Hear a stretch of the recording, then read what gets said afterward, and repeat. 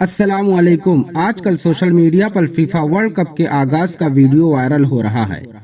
इस FIFA world cup का आगाज कुरान के तिलावत के साथ हुआ, जिससे पूरी दुनिया में चर्चा बना हुआ है कि इतनी खूबसूरत आवाज में किसने तिलावत की। हम इस वीडियो में जानेंगे। यह फीफा वर्ल्ड कप इस बार कतर में हो रहा है।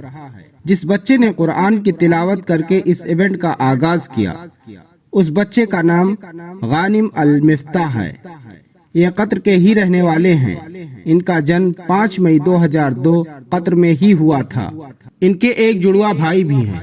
ये बचपन से एक बीमारी में मुब्तला थे, जिस बीमारी में इंसान की रीढ़ की हड्डी नीचे के हिस्से का डेवलप नहीं हो पाता है। यही वजह है कि डॉक्टरों ने इनको शुरू में ही बता दिया था कि क्योंकि डॉक्टरों का मानना था कि ऐसी बीमारी में जीवित रहना मुश्किल है। गानिम ने हार नहीं मानी और इस बीमारी से लड़ते रहे और कामयाब भी रहे। और हमें गानिम के हौसले को दाद भी देनी पड़ेगी कि उनको ऐसी बीमारी होते हुए भी कैसे इतनी शोहरत हासिल कर ली।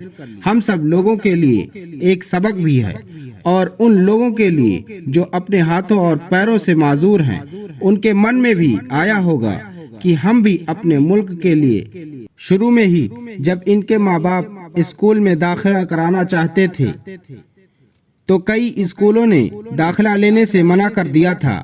आखिर में दाखिला हो ही गया था, लेकिन वहाँ के बच्चे गानिम के साथ खेलने से परहेज करते थे।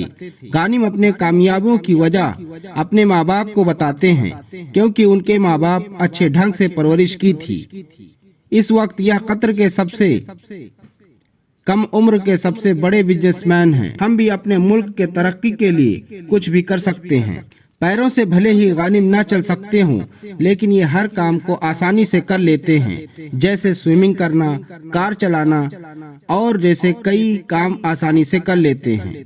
इन्होंने एक आइसक्रीम कंपनी की बुनियाद भी रखी, जिसमें कई मुलाजिम काम भी करते हैं और उससे फायदा भी हासिल करते हैं। इन्होंने अल गानिम फाउंडेशन की बुनियाद भी रखी, जिससे दुनिया में जो भी अपने पैरों से माजूर हैं, उनको व्हील चेयर मुहैया कराने की जिम्मेदारी इस फाउंडेशन को दे रखी है। अगर हमारी वीडियो आपको पसंद आई हो तो लाइक और शेयर करें और हमें सब्सक्राइब करना ना भूलें।